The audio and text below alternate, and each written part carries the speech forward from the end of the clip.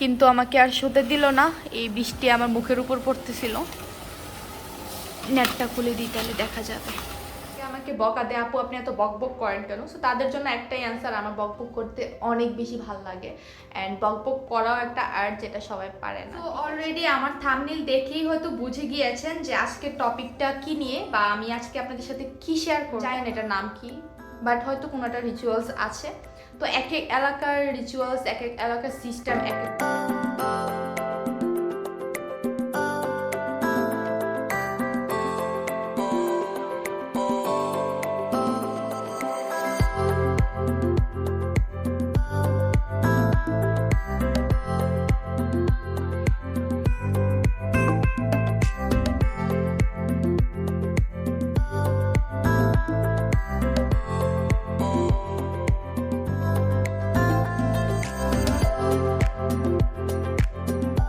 Hello viewers, আসসালামুয়ালাইকুম। Welcome back to my channel BD blogger Purna. আশা করছি সবাই ভালো আছেন, আমি আলহামদুলিল্লাহ ভালো আছি। সো আজকে নতুন আরেকটি ব্লগ নিয়ে চলে আসলাম আপনাদের সাথে শেয়ার করার জন্য। আশা করব আজকের ব্লগটাও আপনাদের কাছে ভালো লাগবে। সো আজকের ব্লগটা আমি স্টার্ট করেছি দুপুরবেলা থেকে। দেখতেই পারছেন আমি রান্না বান্না করতেছি। সো আজকে ভাবলাম একটু ভুনা খিচুড়ি রান্না করা যাক। অনেক দিন রান্না করা হয় না এই ভুনা খিচুড়িটা, অনেক দিন বলতে অনেক দিন রান্না করা হয় না। সো এখানে হচ্ছে গিয়ে আমি মসুর ডাল আর চালটা ধুয়ে রেখেছি, আর এখানে মুগ ডালটা একটু ভেজে তারপর একসাথে মিক্সড করে ধুয়ে নেব। আর আজকে বাইরের ওয়েদারটাই ডিমান্ড করেছে যে আমি আজকে খিচুড়ি খাই। সো বাইরে একদম অঝোরে বৃষ্টি পড়তেছে সেই সকালবেলা থেকে, তাই ভাবলাম একটু খিচুড়ি রান্না করা যাক। আর বৃষ্টির দিনে খিচুড়ি খাওয়ার যে একটা মজা, আশা করছি সেটা আর এক্সট্রাভাবে আপনাদেরকে বললে বোঝাতে হবে না। সো এখানে দেখতেই পাচ্ছেন আমি রান্না বান্না করতেছি। আর এই ফুটেজগুলো একটু ঝাপসা বা একটু অন্য কালারে আসতে পারে, কারণ এটা আমি আমার আরেকটা ফোন দিয়ে করেছিলাম। তো যাই হোক, এটা আমি পরে এডিট করার সময় দেখলাম যে কোয়ালিটিটা ভালো আসে নাই, তার জন্য আমি এক্সট্রিমলি সরি। জাস্ট এই দুইটা ফুটেজই আছে যেগুলোর কোয়ালিটি একটু লো। সো এখানে হচ্ছে কি আমি খিচুড়ির সাথে বেগুনটাও ভাজবো। সো এটা বেগুনের চাক ভাজি করব, যেটা খিচুড়ির সাথে খেতে অনেক বেশি মজা লাগে। আর আজকে ভাবছি কোনো ডিম ভুনা করব না, ডিমটাকে অমলেট করে খাবো। তাই আমি হচ্ছে গিয়ে বেগুনটা চাক ভাজি করার জন্য বেগুনটা কেটে নিচ্ছি, আর পাশাপাশি হচ্ছে গিয়ে চালটা কষানোর জন্য মশলাটা কষিয়ে নিচ্ছি। সো ভিডিওর প্রথমে একটা কথা বলে রাখি, যদি আমার ভিডিওগুলো ভালো লেগে থাকে তাহলে কিন্তু একটা লাইক দিয়ে আমার পাশে থাকতে ভুলবেন না। আর যদি আমাকে এবং আমার কন্টেন্টগুলো পছন্দ হয়ে থাকে তাহলে কিন্তু আমার চ্যানেলটাকে সাবস্ক্রাইব করে পাশে থাকা ছোট্ট বেল আইকনটিতে ক্লিক করে দিতে ভুলবেন না, যেন আমি নতুন কোনো ভিডিও দিলে সেটা নোটিফিকেশনটা আপনার কাছে অটোমেটিকলি পৌঁছে যায়। সো এটা জাস্ট ফর নোটিফিকেশন, ওই বেল আইকনটাতে ক্লিক না করলে কিন্তু আপনার কাছে টাইম মতো নোটিফিকেশনটা যাবে না। তো যাই হোক, এখন হচ্ছে দেখতেই পাচ্ছেন আমি সব মশলা দিয়ে দিচ্ছি, মানে গুঁড়া মশলাগুলা, আর বাটা মশলাটাও একটু পরে দিয়ে দিব।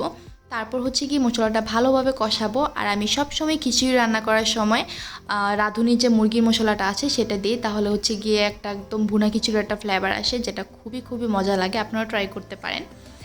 সো এই তো এখন হচ্ছে গিয়ে আমি মশলাটা ভালোভাবে কষাবো। আর আজকে আমি যে চালটা দিয়ে রান্না করতেছি সেটা কোনো পোলার চাল না, সেটা হচ্ছে গিয়ে নাজিরশাল চাল দিয়ে রান্না করতেছি। চালটা একদমই ছোট ছোট এবং চিকন ছিল, দেখতে কিছুটা পোলার চালের মতোই, বাট চালটা রান্না করার পর না একদম বাসমতি চালের মতো হয়ে যায়, লম্বাটের ধরনের। তাই ভাবলাম এটা দিয়ে রান্না করে দেখি কেমন লাগে। সো অ্যাট দ্য লাস্ট খিচুড়িটা দেখতে কেমন হয়েছে এবং ঝরঝরা হয়েছে কিনা সেটা দেখতে হলে কিন্তু ভিডিওটা ফুললি দেখতে হবে। সো আরেকটা কথা বলে রাখি, আজকে কিন্তু আমি আপনাদের সাথে আরেকটা জিনিস শেয়ার করব, যেটা খুবই খুবই এক্সাইটিং একটা মোমেন্টের কথা এবং এক্সাইটিং একটা কথা। সো এটা কেউ মিস করবেন না আশা করছি। আর আশা করছি এই খবরটা শুনে সবারই অনেক ভালো লাগবে। অলরেডি থাম্বনেল দেখেই হয়তো বুঝে গিয়েছেন যে আমি কিসের কথা বলতেছি। সো যাই হোক, এখন আর সেই এক্সাইটিং মোমেন্টটা নষ্ট করব না, এখন হচ্ছে আগে রান্না বান্না শেষ করি।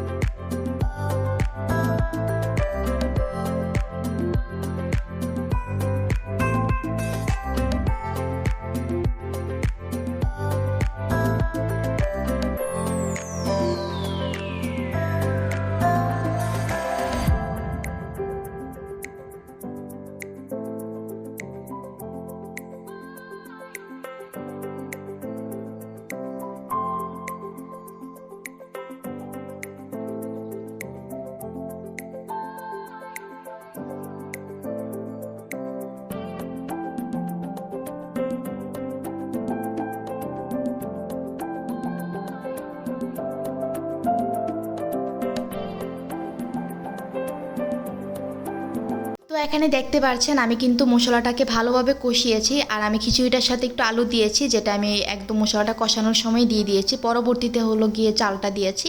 আর এখন সব কিছু মিলেমিশে হচ্ছে গিয়ে আমি এটাকে ভালোভাবে ভেজে নেব চালটাকে। আর খিচুড়ি বা পোলাও যেটাই বলেন না কেন, রান্না করার একটা টিপস হলো গিয়ে চালটাকে যত বেশি সুন্দর করে ভাজবেন তত জিনিসটা ঝরঝরা হবে এবং সুন্দর হবে দেখতে। তো সেই জন্য হচ্ছে কি আমি চালটাকে একদম ভালোভাবে ভেজে নেব যেন একটার সাথে একটা লেগে না যায়।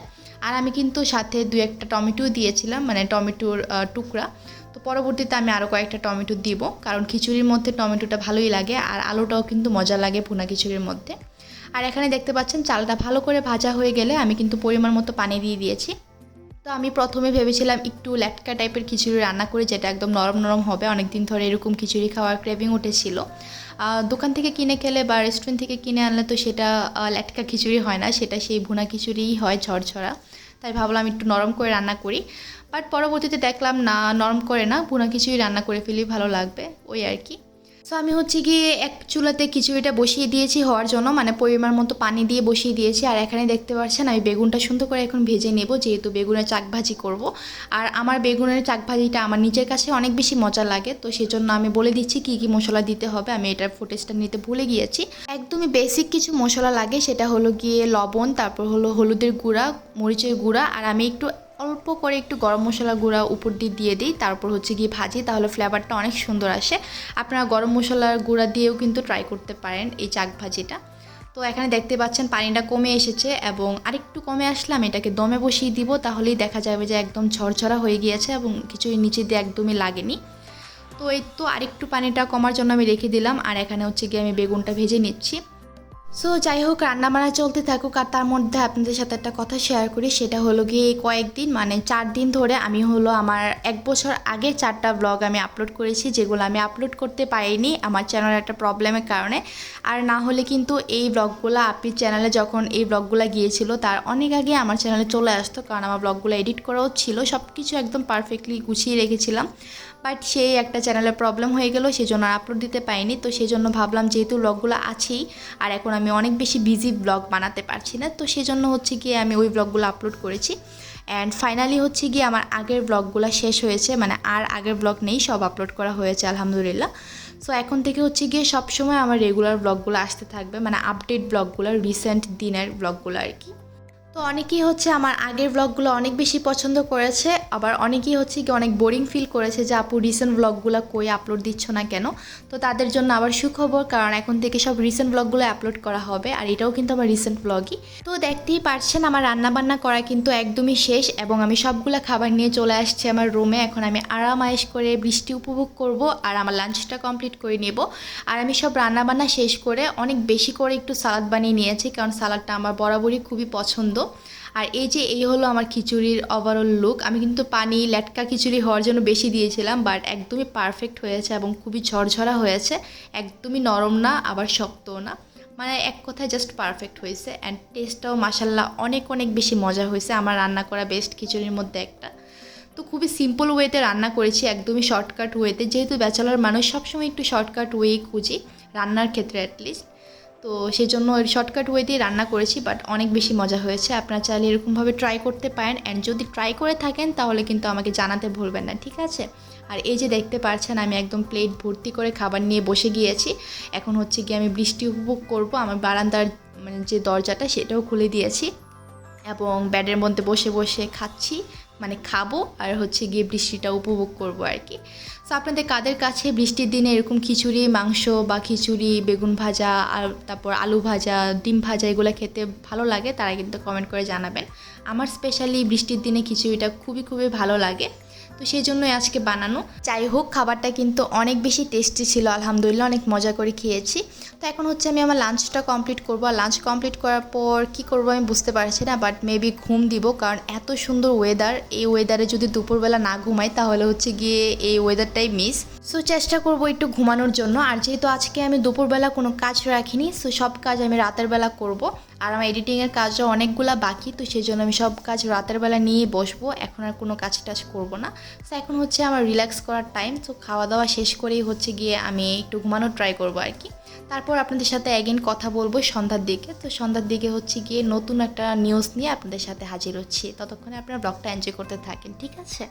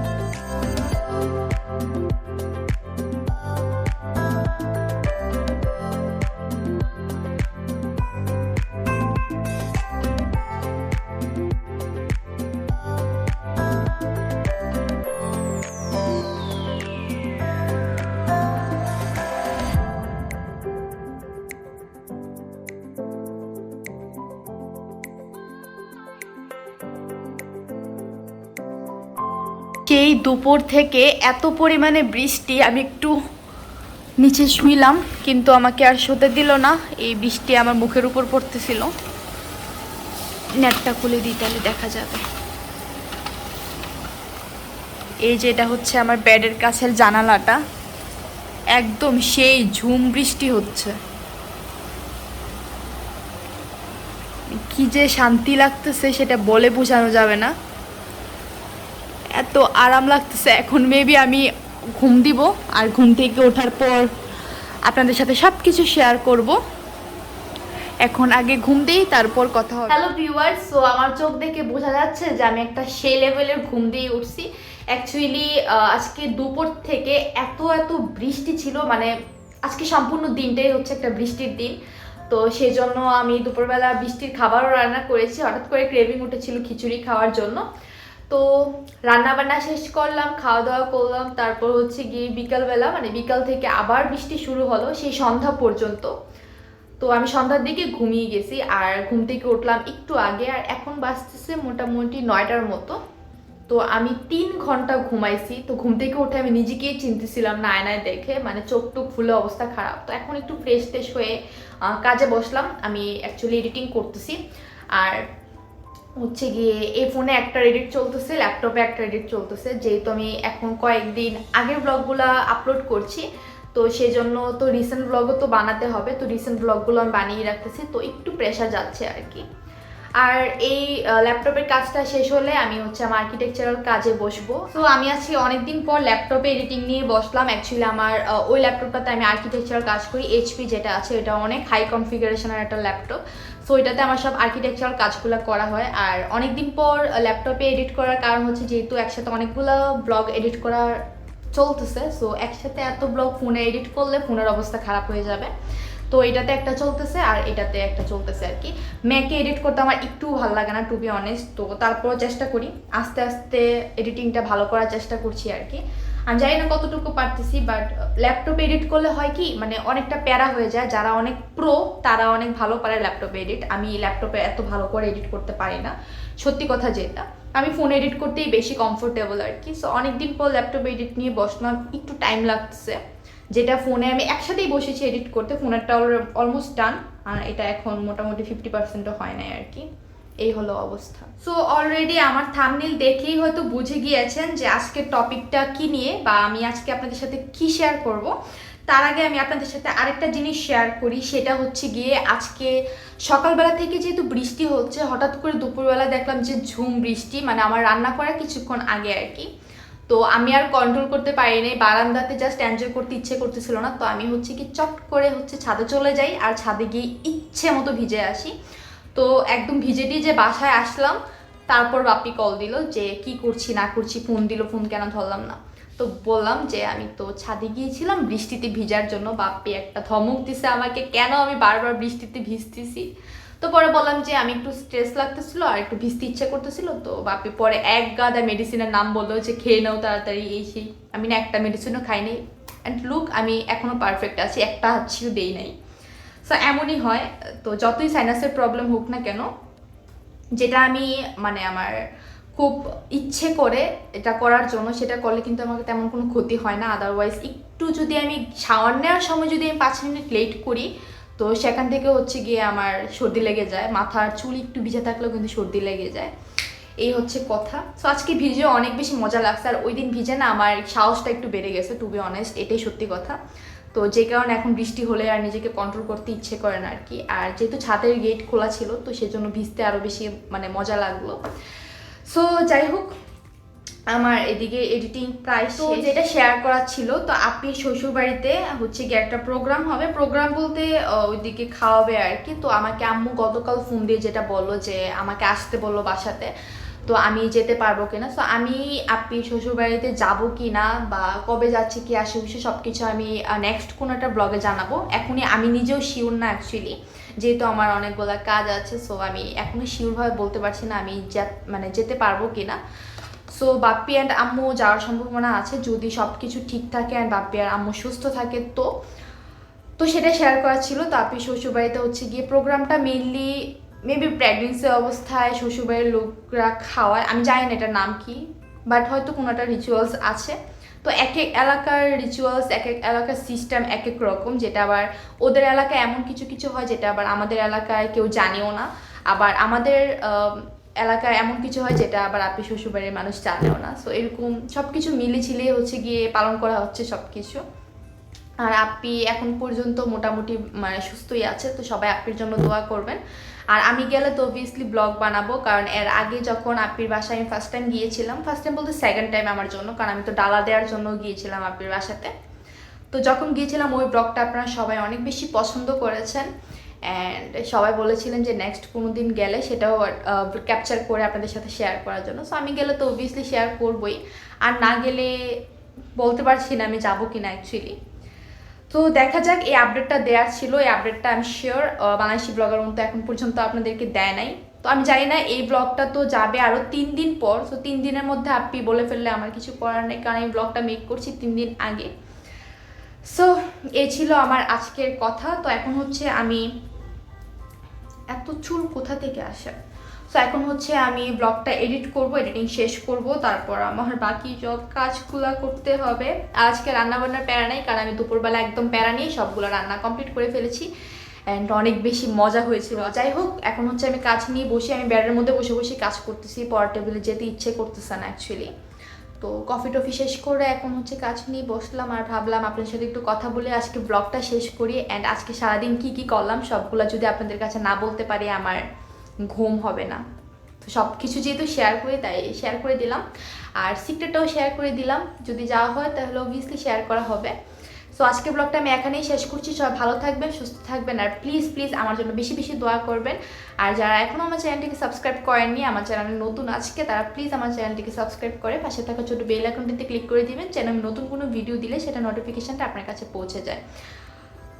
একসাথে কতগুলা কথা বললাম, এই জন্য অনেকে আমাকে বকা দেয়, আপু আপনি এত বক বক করেন কেন। সো তাদের জন্য একটাই অ্যান্সার, আমার বক বক করতে অনেক বেশি ভালো লাগে অ্যান্ড বক বক করাও একটা আর্ট, যেটা সবাই পারে না, ঠিক আছে।